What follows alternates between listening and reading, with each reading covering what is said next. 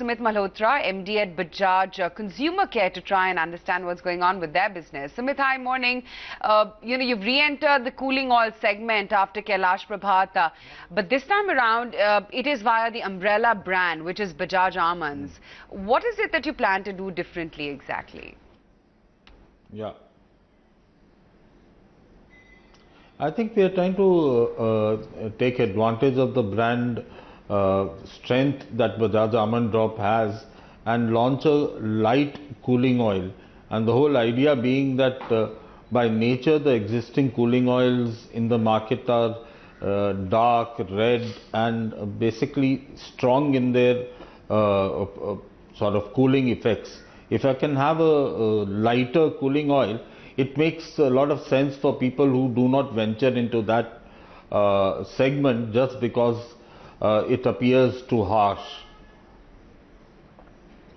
For the longest time you'd maintained that you're not in the sticky oil category. I remember, we interacted a couple of years ago when you just took over and you said that the USP of your product is that you're moving away from the sticky oil category, and that's what Indians are doing. Aren't you trying to come back to that same category? Yeah. No, this is a light cooling oil that I said, and therefore we are going along with our plans of moving away from the heavy sticky oil category, of which one of the cooling oils are. Some would also argue, and this is the argument which I've got from some of your shareholders, is that you got a great hair oil brand, but what's next? What is coming in terms of a brand extension? Yeah. Most of the FMCG companies, including the good old Maricos, they've innovated, they've re-innovated, they've increased the reach of the umbrella brand into certain key categories. Are you likely to stick to only oil, or we should hear much more expansion in product categories from Bajaj now? We already have had our share of launches in the skincare also. And you would have noticed that we have launched the sunscreen now. So it's not only hair oil, it's skin as is now itself.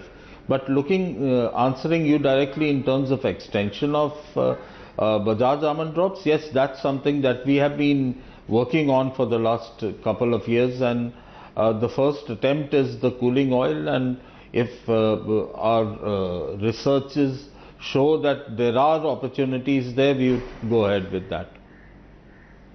Okay, I just want to probe a little bit more, Mr. Malhotra, when it comes to the overall almond oil, because the track record, according to analysts, show that the launch of the new launches has not been great and that there are structural headwinds. How do you plan to counter the same? What is the future for the almond oil category? Because it has been a tough market.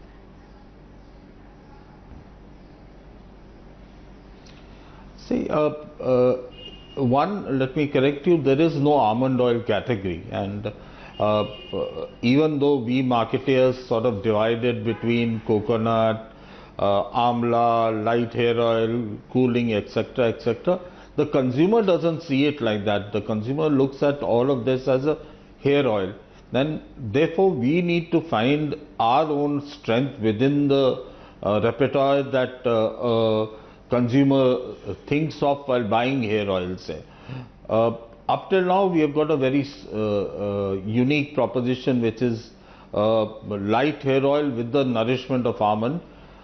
We probably need to find some other sweet spot within this repertoire to sort of increase our own penetration or our own market share within the total hair oil category. Currently, it's around 10%. In the total hair oil category. We understand that Bain Capital is helping you out with, strategizing where growth goes in from here onwards. What exactly is the 5-year strategy plan? What do you think is something that you need to tackle on the table first?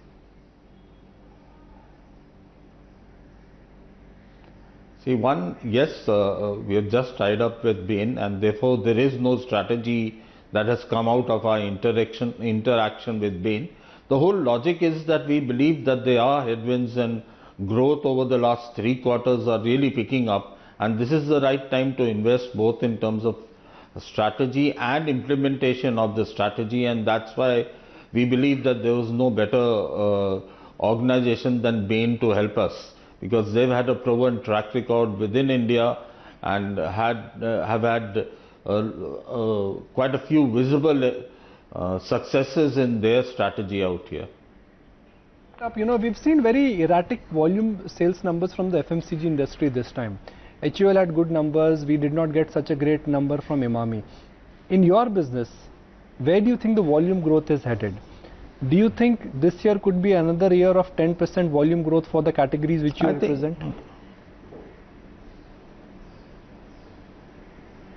This year meaning financial year 19 or financial year 20? Calendar year 2019, let me rephrase it. Yeah, you would see stronger hair oil growths in India, and I think what has been happening over the last 3 quarters, if you believe in trends, does show that the both volume and value growths are coming back in the hair oil segment. So what used to be something like a 5-6% volume growth is back up to closer to a double-digit volume growth.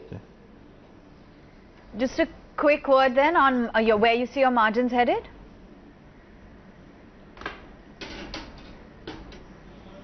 There's no pressure on margins because like I've always been saying, that is one thing we have been able to manage well. We had taken price hikes in April and in July, and that has more than accounted for any possible reduction in gross margins. So I think gross margins are fairly well protected at this point of time. Fair enough. Thanks much for taking time out and joining in with a perspective on your growth, your volume outlook, as well as your individual categories and how things are shaping.